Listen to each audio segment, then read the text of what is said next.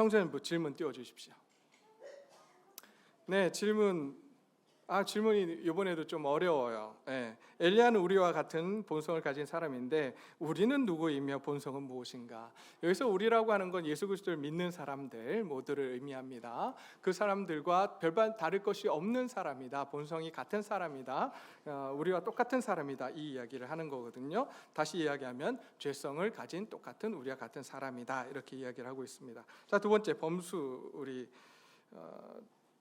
질문입니다. 엘리야는 하나님과 무슨 관계였기에 이런 기도를 들어주셨나요? 나도 이런 기도 들어줬으면 좋겠는데, 뭐 이런 의미인 것 같아요. 여러분 어떠십니까? 여러분도 하나님께서 여러분의 기도에 응답해 주시기를 소원하죠? 이렇게 기도할 때마다 응답해 주신다면 얼마나 좋을까요? 도대체 그런 엘리야는 하나님과 무슨 관계였을까? 여러분 어떤 관계였을까라고 생각하십니까? 우리와 똑같아요. 별 다를 게 없었습니다.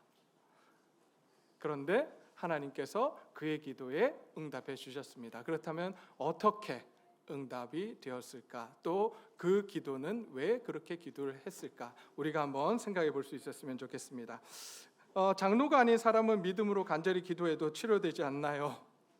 네, 여기서 장로의 의미가 무엇인지를 우리가 좀 알아야 되는데요. 여기서 장로라고 하는 것은 교회 지도자들을 의미하는 거고요. 지도자들과 함께 교회 전체를 의미한다고 보아야 합니다. 그래서 교회 전체가 기도한다면, 믿음으로 기도한다면 치료가 될 것이다. 이렇게 말씀을 하고 있는 겁니다. 꼭 즐거워야만 찬송하는 건가요? 아니, 그렇지 않습니다. 어려울 때도 하나님을 찬송할 수 있습니다. 그러나 일반적으로 힘들 때 찬송이 잘 안 나오죠. 그죠? 안 나오기 때문에 즐거워할 때 찬송하라고 말씀을 합니다. 고난받는 사람만 기도를 해야 하나요? 여러분, 기도는 어떻게 하라고요? 항상 기뻐하라, 쉬지 말고 기도하라고 말씀하셨습니다. 그러기에 고난 당할 때만 기도하는 것이 아니라 고난 당하는 사람은 더욱더 기도하라라고 말씀을 하신 겁니다. 기도는 우리의 호흡이기에 매 순간 해야 합니다. 자, 의인이란 무엇인가요? 엘리야도 의인인가요? 어려운 질문이죠. 엘리야가 의인이었을까요? 아니었을까요? 네? 의인이었다고요? 네, 의인이 아니었다고요? 자, 로마서에 뭐라고 나옵니까? 의인은 없나니 하나도 없으며. 자, 여기서 의인이라고 하는 것은 하나님께서 의롭다고 칭한 사람을 이야기하는 것입니다. 그러기에 하나님을 믿는 모든 사람들은 하나님께서 뭐라고 칭해 주시죠? 의인이라 칭해 주십니다. 그러기에 엘리야도 의인이었다, 이렇게 볼 수 있을 것 같아요. 자, 우리가 오늘 본문 말씀 한번 살펴보도록 하겠습니다. 지난주까지 계속해서 우리는 믿음에 대한 이야기를 하고 있습니다. 도대체 응답받는 기도가 어떤 기도인가? 우리가 예수님과 제자를 통해서 우리가 살펴봤는데요. 제자들이 기도했을 때는 응답받지 못했습니다. 그러나 예수님께서 기도하셨을 땐 이 아이에게 있던 귀신이 쫓겨나갔습니다. 기도 응답을 받았습니다. 우리는 쉽게 예수님은 하나님의 아들이기 때문에 기도 응답을 받고 우리는 그냥 흙수저이기 때문에 응답을 못 받는다, 이렇게 생각하실 수 있을 것 같아요. 그러나 그렇지 않습니다. 제자들이 기도했던 그 기도를 자세히 살펴보면 기도 응답을 받을 수 없는 기도였어요. 왜냐하면 그들은 사실 하나님 앞에 기도한다고 하면서 그 밑에 무엇을 깔고 있었냐 하면 바로 자신들의 욕망과 야망을 감춰두고 그것을 하나님 앞에 기도했습니다. 믿음을 포장한 야망과 이 야망을 믿음으로 포장해서 하나님 앞에서 기도했던 거죠. 하나님은 그러나 어디를 보십니까? 어디까지 보시죠? 우리의 속마음을 아시는 분이세요. 그래서 내가 정말 왜 그것을 구하고자 하는지 알고 계셨기에 하나님은 그 기도에 응답하지 못하셨습니다. 그러나 예수님은 어떠셨습니까? 예수님은 철저하게 하나님의 마음에 합하여 기도하셨습니다. 하나님의 눈을 가지고 하나님의 마음을 가지고 기도하셨던 예수님. 그러기에 그 불쌍함, 가여운, 긍휼히 여기는 그 마음을 가지고 하나님 앞에 나아가서 하나님의 뜻대로 기도했을 때에 하나님은 예수님의 기도에 응답해 주셨습니다. 또 지난주에 야고보서 1장을 통해서 우리가 조금 더 의심하지 않는 믿음의 기도, 도대체 그것이 무엇인가 우리가 살펴보았는데요. 도대체 우리가 믿음의 기도라고 할 때 우리는 무엇에 대한 믿음인가를 알아야 된다라고 말씀을 드렸습니다.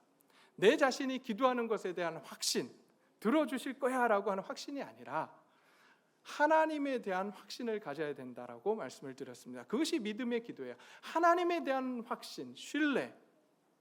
하나님이 어떤 분이시라고 야고보서 1장에서 말씀하셨냐면, 첫 번째, 후히 주시고 꾸짖지 않는 분이시니 그 분 앞에 나아오라라고 말씀을 하셨습니다. 둘째, 생명의 면류관을 주시는 분이시다라고 이야기를 합니다. 셋째, 변치 않으시는 분이시다라고 하는 거예요. 기분에 따라서 이렇게 바뀌시는 그런 분이 아니라 하나님은 변치 않으시는 분이고 온갖 좋은 것을 우리에게 주기를 원하시는 분이기에 그 하나님에 대한 신뢰와 하나님에 대한 믿음을 가지라라고 말씀을 합니다. 그렇다면 의심하는 믿음이란 무엇인가? 의심하는 기도란 무엇인가? 그것은 다른 것이 아니에요. 그 하나님을 온전히 의지하지 못하고 믿지 못하고 양다리를 걸치는 믿음을 이야기합니다. 하나님을 향해서 전적으로 신뢰하고 하나님만을 바라보는 것이 아니라 그 하나님이 믿지 못해서 다른 방법을 플랜 B를 세우고 그 플랜 B에 다리를 걸쳐서 혹은 세상에 다리를 걸치고 혹은 우상에게 다리를 걸치고 살아가는 그러한 모습, 그러한 믿음을 의심하는 기도다라고 말씀을 하는 겁니다. 그런 의심하는 기도를 할 때에 하나님께 응답받을 것이라고 확신하지 말라라고 합니다. 하나님께서는 응답하지 않으신다라고 말씀하시는 거죠. 자, 오늘 말씀을 보게 되면 오늘 이 말씀 속에는 믿음의 기도는 병든 자를 구원하리라고 말씀을 합니다. 그리고 의인의 간구는 역사하는 힘이 크다라고 합니다. 그래서 우리가 믿음의 기도를 해야 된다. 그래서 병든 사람이 있느냐? 그럼 믿으라고, 하나님께서 고쳐주실 걸 믿습니다라고 기도하라고 합니다. 그래서 저도 믿습니다 했더니 병이 나았을까요, 안 나았을까요? 네. 그게 과연 믿습니다, 이게 믿음의 기도인가? 그래서 조금 더 세게 해야 되는 줄 알고 좀 더 세게 해봤어요. 강하게 믿습니다. 안 돼요. 도대체 여기서 말하는 믿음의 기도가 무엇인가? 간절히 기도해야 하는 것인가? 그래서 우리 가끔 수능 때가 되면 요즘은 잘 하는지 안 하는지 모르겠지만 수능 때가 되면 이 기도 참 많이 했잖아요. 무슨 기도였죠? 100일 기도, 수능 100일 기도. 수능 때만 되면 새벽 기도 자리가 막 차요. 과연 그런 기도를 믿음의 기도라고 할 수 있는 것인가? 도대체 여기서 지금 이야기하고 있는 믿음의 기도란 무엇이고 여기서 이야기하는 의인의 간구란 도대체 어떤 것일까? 우리가 믿음을 갖고 기도한다면 하나님 반드시 이루어 주신다고 약속하십니다. 또 우리가 의인의 간구로 하나님께 기도하면 역사하는 힘이 있다라고 말씀하고 있습니다. 자, 이것을 풀기 위해서 야고보는 누구를 등장시키냐면 엘리야라고 하는 선지자를 등장을 시킵니다. 자, 엘리야는 여러분 어떤 사람이라고 생각하십니까? 어떤 사람이죠? 오늘 성경 본문을 통해서 본문에 있는 대로 한번 살펴보시자고요. 엘리야는 어떤 사람이라고 야고보가 소개하고 있습니까? 어떤 사람요? 기도의 선지자라고도 이야기할 수 있겠지만 오늘 본문 17절에서 뭐라고 이야기하죠? 우리와 뭐가 같다고요? 성정이 같은 사람이다. 우리와 본성이 같은 사람이다. 우리와 똑같은 사람이다. 이렇게 설명을 하고 있습니다. 그가 특별했기 때문에 하나님으로부터 기도 응답을 받았다라고 이야기하지 않습니다. 그는 우리와 똑같은 사람이었다라고 이야기합니다. 죄성을 가진 사람이었다라고 이야기해요. 실제로 하나님의 능력을 많이 경험을 했지만 영적인 침체에 빠져서 두려워하던 그러한 모습을 가진 사람이 누구였냐면 이 엘리야 선지자입니다. 나중에 제가 설명을 또 하기도 하겠지만 열왕기상 19장에 가게 되면 17장인가요? 하여튼 18장에서 영적 전쟁을 합니다. 아세라 선지자들과 바알 선지자들과 함께 하나님 앞에서 제사를 드리는 그 모습을 하죠. 누가 이기느냐? 엘리야가 이깁니다. 하나님을 섬기던 엘리야, 하나님께서 그의 제사를 받으십니다. 그리고 나서 바알 제사장들과 아세라 제사장들을 다 죽입니다. 그리고 나서 그 소식을 들은 여왕 아합 왕의 아내가 되는 이세벨이 똑같이 엘리야를 죽이겠노라고 쫓아다닙니다. 그때 엘리야가 어떻게 했을까요? 두려워하지 않고 담대하게 나가서 죽이려면 죽여봐라 이렇게 했을까요? 도망갑니다. 도망가서 로뎀나무 밑에서 내가 죽겠습니다 라고 고백했던, 연약했던 한 인간인 사람이 바로 엘리야 선지자였어요. 그래서 성경은, 야고보는 뭐라고 우리에게 이야기하냐면 그 사람이 특별하지 않다, 우리와 똑같은 사람이다 라고 설명을 해줍니다. 자, 그런데 어떻게 그가 비가 오지 않기를 간절히 기도한 즉 3년 6개월 동안 땅에 비가 오지 않고 다시 기도하니 하늘이 비를 주고 땅이 열매를 맺었느니라. 어떻게 기도했길래 이렇게 역사를 하나님께서 하셨을까요? 기도에 응답을 해주셨을까요? 우리와 다른 사람이 아니라고 분명히 이야기했습니다. 도대체 무엇이 달랐을까? 자, 우리가 그것을 알기 위해서 열왕기상 17장과 18장으로 우리가 한번 가봐야 되는데요. 한번 찾아가 보겠습니다. 열왕기상 17장, 18장. 자, 17장 먼저 보겠습니다. 열왕기상 17장을 보면요, 저와 같은 성경은 구약 성경 545페이지 정도 됩니다. 545페이지.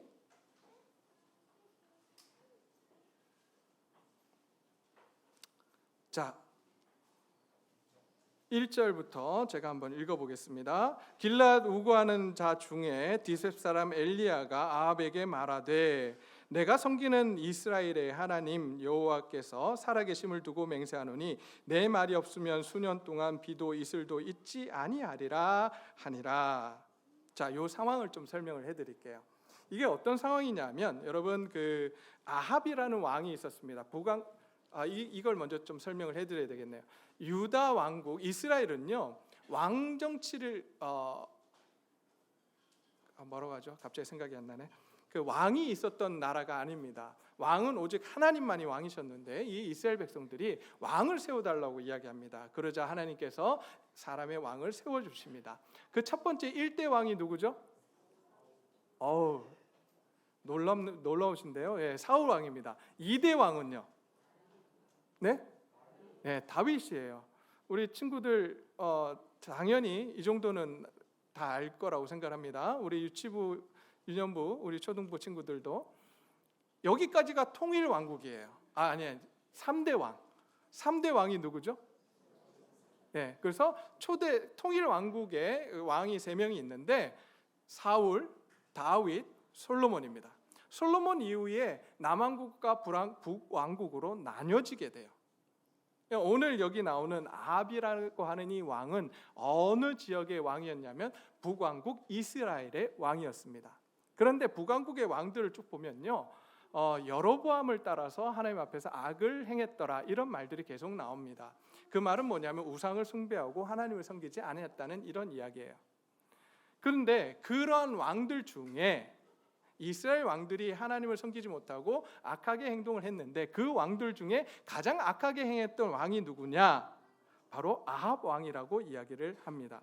이 아합 왕이, 제가 16장 33절을 한번 읽어드리겠습니다. 32절부터 읽겠습니다. 31절부터 보면 좋은데요. 31절부터 오겠습니다. 자, 30절. 오므리의 아들 아합이 그 이전의 모든 사람보다 여호와 보시기에 악을 더욱 행하여 느밧의 아들 여로보암의 죄를 따라 행하는 것을 오히려 가볍게 여기고 시돈 사람의 왕 엣바알의 딸 이세벨을 아내로 삼고 가서 바알을 섬겨 예배하고 사마리아에 건축한 바알 신전 안에 바알을 위하여 제단을 쌓으며 또 아세라 상을 만들었으니 이는 그 전에 이스라엘의 모든 왕보다 심히 이스라엘 하나님 여호와를 노하게 하였더라. 누가요? 아합 왕이라는 사람이 이렇게 하나님을 거역하고 배반했던 사람이에요. 그런데 왕만 그랬느냐? 왕이 그렇게 우상을 숭배하고 계속해서 하나님을 떠나자 그 밑에 있는 백성들도 하나님을 떠나기 시작합니다. 그래서 굉장히 악이 이렇게 퍼져 있었던 그러한 시대가 바로 아합 시대입니다. 여러분 재밌는 거 아세요? 우리는 이렇게 생각하면, 이렇게 악한 시대라고 생각하면 경제적으로 어렵고 힘들었을 거라고 생각을 합니다. 그죠? 아니에요. 잘 살았습니다. 어쩌면 오늘날의 우리를 보는 것 같기도 해요. 못 살 때, 힘들 때는 하나님 앞에 나와서 하나님만 우리의 왕이시라고, 하나님만 의지하겠노라고 울부짖었습니다. 그런데 좀 잘 살게 되고 편안하니까 어때요? 하나님을 모른다고 합니다. 오히려 바알을 숭배하고 다른 우상을 숭배합니다. 어쩌면 우리가 가지고 있는 모습하고 닮아 있는 것 같습니다. 제가 아까 기도 중에도 말씀을 드렸지만 우리가 새벽 기도를 열심히 했기 때문에 우리나라가 부강해졌다, 세계 경제 12위에 올랐다라고 이야기하시는 분들이 있습니다. 맞습니까? 틀립니까? 아니에요. 그래서 다른 나라 가서 새벽 기도를 막 하라고 합니다. 아니에요. 여러분, 하나님의 놀라운 은혜로 우리가 이렇게 잘 살게 되었습니다. 하나님의 온전한 은혜예요. 우리가 뭘 했기 때문이 아니에요. 하나님께서 우리나라에 은혜를 베풀어 주셨습니다. 그 이유가 뭐라고 생각하십니까? 우리로 하여금 이렇게 부강하게 평안하게 평화 속에서 살게 하신 이유가 무엇이라고 생각하십니까? 우리가 잘 믿음 생활 잘해서요? 교회가 많이 생겨서요? 아니에요. 우리를 통해서 열방을 품기를 원하십니다. 아직도 하나님을 알지 못하는 많은 영혼들에게 하나님을 알게 해주기를 원하시기에 우리에게 많은 은혜를 허락하셨어요. 물질을 허락해 주셨습니다. 그런데 우리가 그 물질을 받고 어떻게 살아가고 있습니까? 그것이 내 것이라고 생각하고 나를 위해서 쓰고 우리만을 위해서 쓰고 있습니다. 잘못된 거예요. 하나님의 마음은 거기 있지 않습니다. 하나님의 마음은 아직도 구원받지 못한 영혼들, 어렵고 힘들어하는 사람들을 향해 지금 하나님의 마음이 가 계십니다. 그렇다면 우리가 어떻게 해야 하는지, 우리가 다시 한번 우리가 어떤 생활을 해야 하는지, 하나님께서 우리에게 은혜를 주신 그 이유가 무엇인지 다시 한번 우리 마음속에 새길 수 있었으면 좋겠습니다. 그렇게 잘 살기는 했지만 하나님을 떠났던 이스라엘 백성들, 그들을 바라보고 있을 때에 하나님께서 가뭄을 허락하기 시작하십니다. 그 가뭄을 허락하는데 누구를 사용하시냐면 바로 엘리야라고 하는 이 선지자를 사용을 하십니다. 그럼 왜 엘리야라고 하는 선지자를 사용하셨을까요? 왜 그에게 이런 기도를 하게 하시고 이렇게 말하게 하셨을까? 오늘 본문 열왕기상 17장 2절 말씀에 이렇게 나옵니다. 여호와의 말씀이 엘리야에게 임하여 이르시되, 8절 말씀입니다.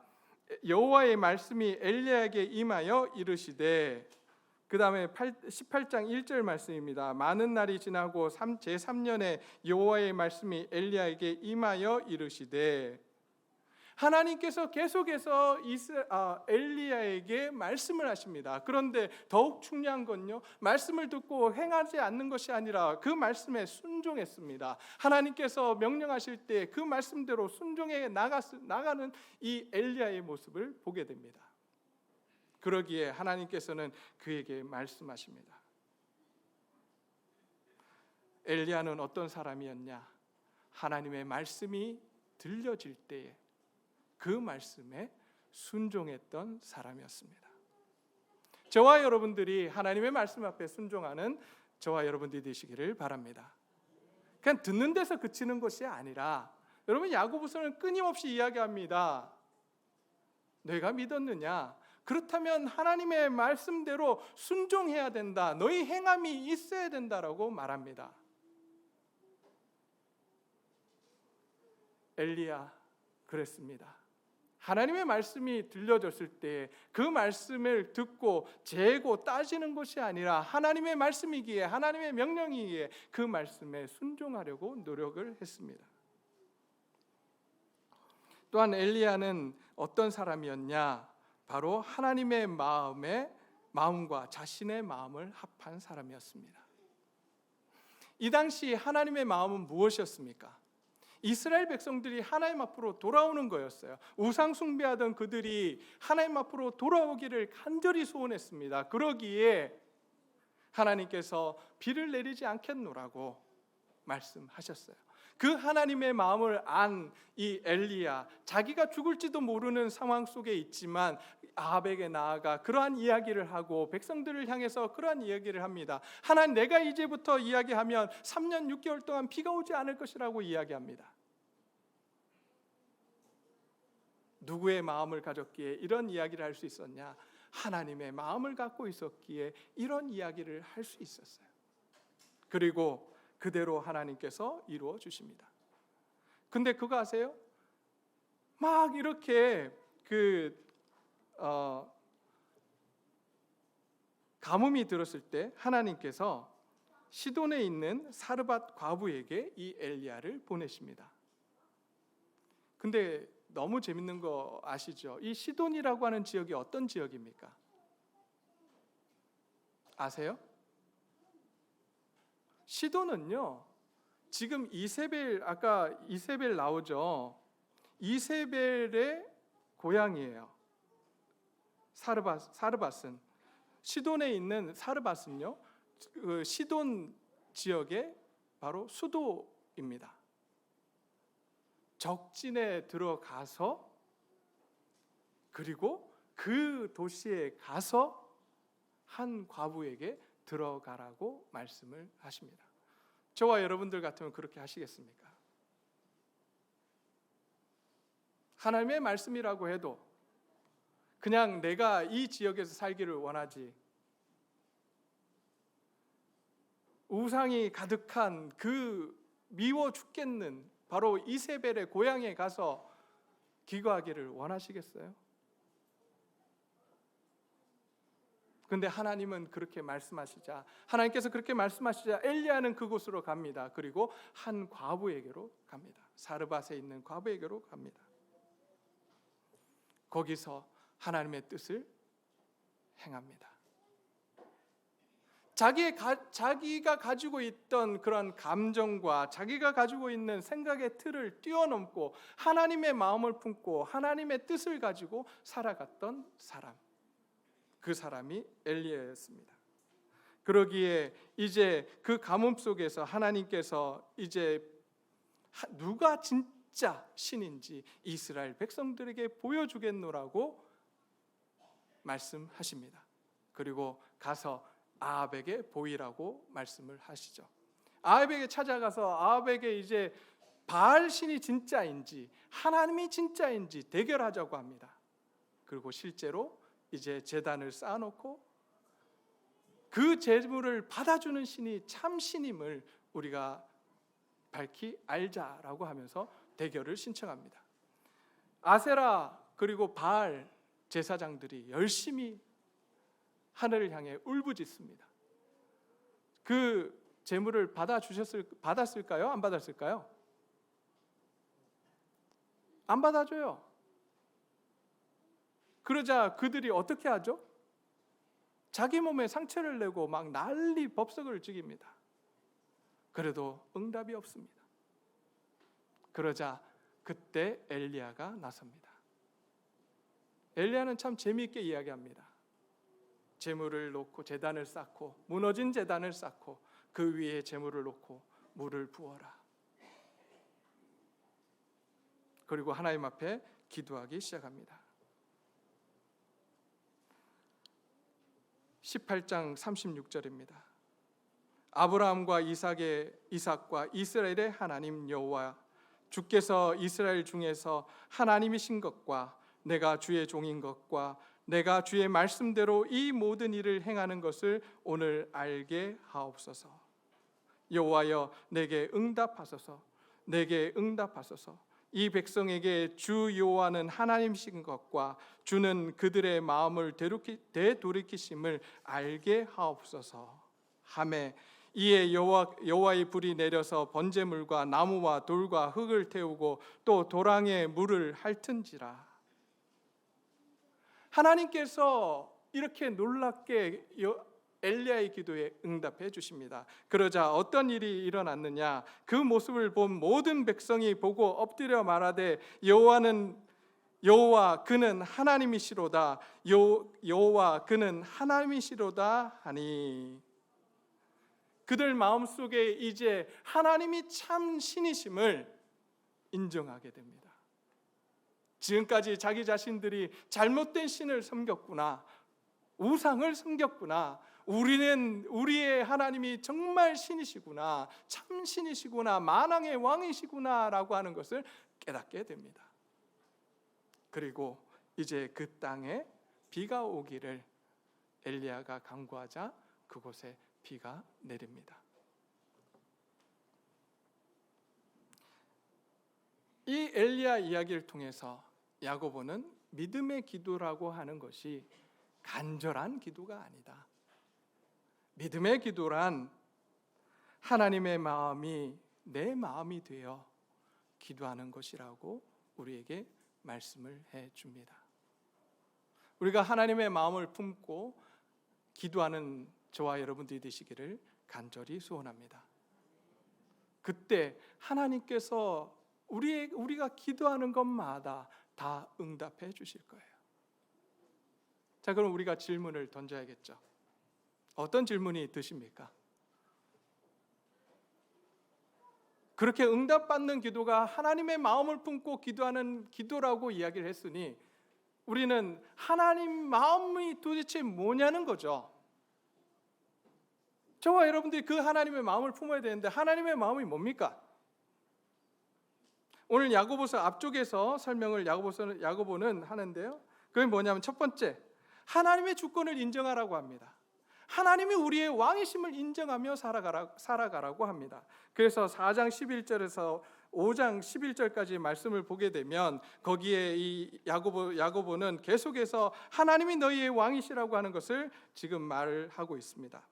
13절부터 4장 13절부터 제가 잠깐 읽겠습니다. 들으라, 너희 중에 말하기를 오늘이나 내일이나 우리가 어떤 도시에 가서 1년을 머물며 장사하며 이익을 보리라 하는 자들아, 내일 일을 너희가 알지 못하는도다. 너희 생명이 무엇이냐? 잠깐 보이다가 없어지는 안개니라. 너희가 도리어 말하기를 주의 뜻이면 우리가 살기도 하고 이것이나 저것을 하리라 할 것이오늘 이제도 너희가 허탄한 자랑을 하니 그러한 자랑은 다 악한 것이라. 그러므로 사람이 선을 행할 줄 알고도 행하지 아니하면 죄니라 라고 말합니다. 하나님이 너희의 인생의 주인 되심을 인정하라고 합니다. 너희의 생명이 하나님께 달려있다라고 하는 것을 인정하는 자, 하나님이 우리의 주인 되심을 인정하는 자, 그 사람이 하나님의 마음을 품고 살아가는 자라고 지금 설명을 해줍니다. 저와 여러분들이 우리의 삶의 주인을, 우리의 삶의 왕을 하나님으로 모시고 또 우리의 삶의 주인을 예수 그리스도로 모시고 살아가는 저와 여러분들이 되시기를 간절히 소원합니다. 네, 아멘 하시기가 좀 두려우실 거예요. 그냥 겉으로 아멘하는 것이 아니라 우리의 시간의 주인이 누구시죠? 누구세요? 그러면 그 하나님의 시간의 주인이 하나님을 인정하기 위해서 우리는 뭐 해야 됩니까? 매일 아침 일어나서 새벽 기도를 하시든 큐티를 하시든 개인 경건 시간을 가져야 합니다. 그거 안 하면서 내가 하나님이 나의 삶의 주인입니다, 그렇게 살아간다고 말씀하지 마세요. 시간의 11조를 하나님 앞에 드리며 고백하는 것이 우리에게 필요합니다. 그래도 여기까지는 많은 분들이 인정을 하시는 것 같아요. 근데 제가 이 말씀을 드리면 좀 힘드실걸요? 여러분, 저와 여러분들의 물질은 누구 겁니까? 네, 대답 안 나오잖아요. 보세요. 안 나와요. 저와 여러분들의 물질의 주인 누구십니까? 여러분, 이 고백이 너무 어려워요.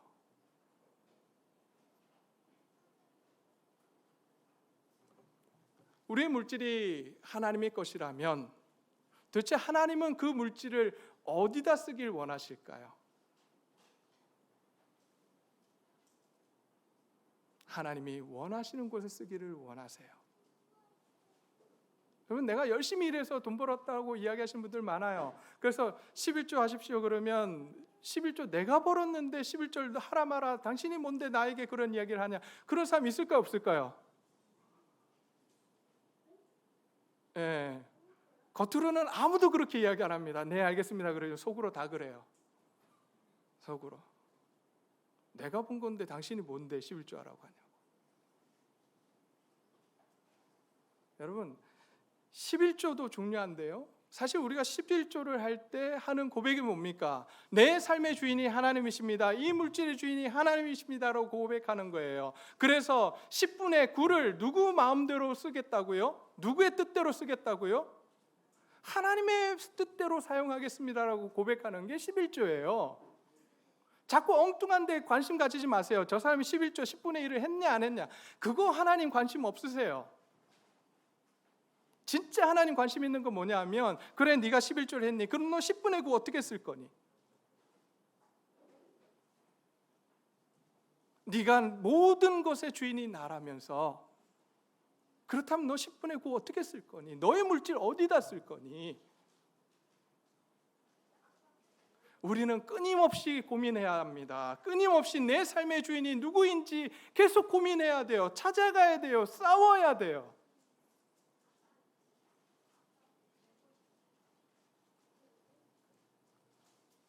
하나님은 어디에 마음이 있냐고요? 오늘 야고보는 이렇게 이야기합니다.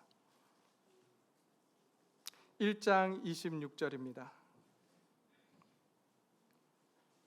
누구든지 스스로 경건하다고 생각하며 자기 혀를 재갈에 물리지 아니하고 자기 마음을 속이면 이 사람의 경건은 헛것이라. 하나님 아버지 앞에서 정결하고 더러움이 없는 경건은, 함께 읽겠습니다. 시작.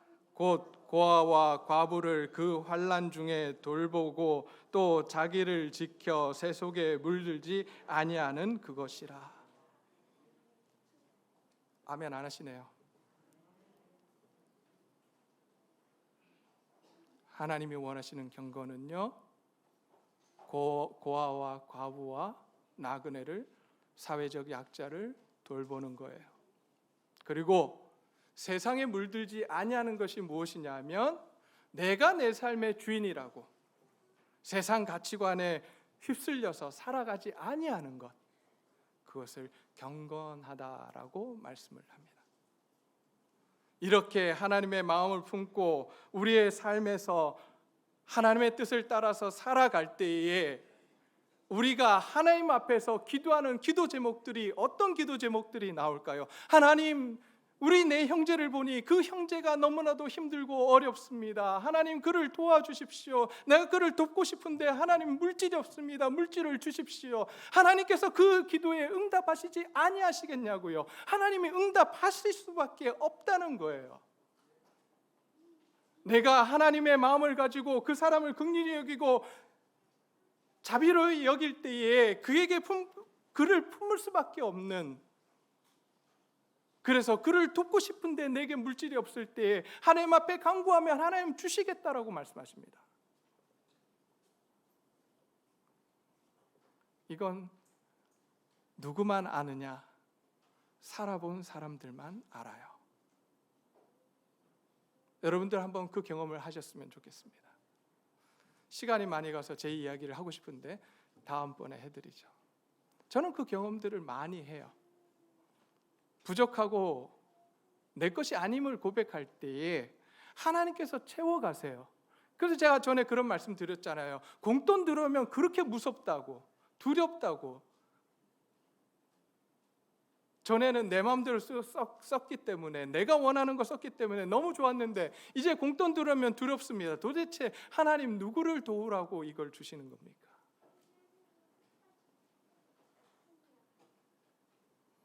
우리가 이제 믿음의 기도를 하기를 소원합니다. 하나님의 마음이 내 마음이 되도록, 그래서 하나님이 나의 주인이심을 인정하고 고아와 과부와 나그네를 돕고 나누는 것을 우리가 하기를 소원합니다. 그때에 우리가 하나님의 마음을 품고 기도할 때 하나님께서 응답해 주십니다. 마지막으로 마태복음 7장 7절을 함께 읽고 마치고자 합니다. 마태복음 7장 7절입니다. 저와 같은 성경 신약 성경 10페이지입니다.